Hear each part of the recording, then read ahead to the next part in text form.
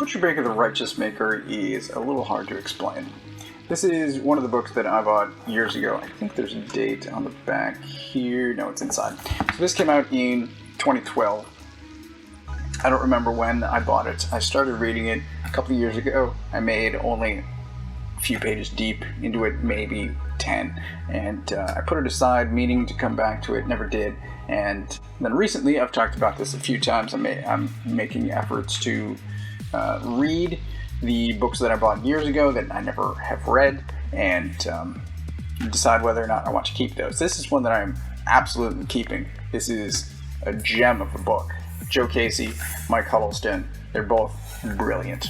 So let me show you some of the art. There's a combination here. We've arrived on a fully colored page. However, we get a variety throughout of sort of comic style and sort of sketchiness, and there's sometimes fully painted pieces. Here we've got sort of a retro look to it.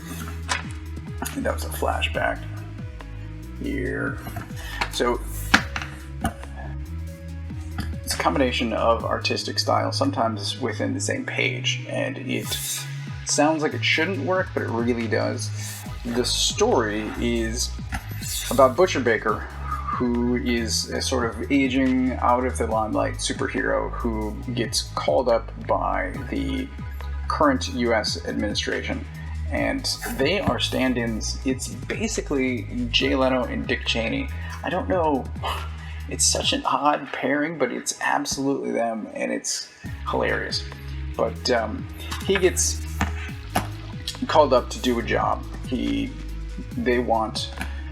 There's a prison where his old villains are all locked up, and they want him to kill them. So he goes to destroy the building, he blows it up, and a couple of them get loose, and then there's a hunt. He's going after them, but they're going after him. There's a cop involved because of a slight Butcher Baker made towards him, and it's 8 issues, and then there is a ton of material here at the back with sketches and an essay, and so here's a bookmark. This is actually the last page. I want to show that. But here's some of that painting I was talking about, followed by this, so you can see on the same page. There's a bunch of additional material at the back of this. There is sex. There's lots of frontal male nudity. There is some breasts as well. I think we have a nipple here. Yes. So there are also some nipples. But just keep that in mind. If this sounds like something that is up your alley, I absolutely recommend it.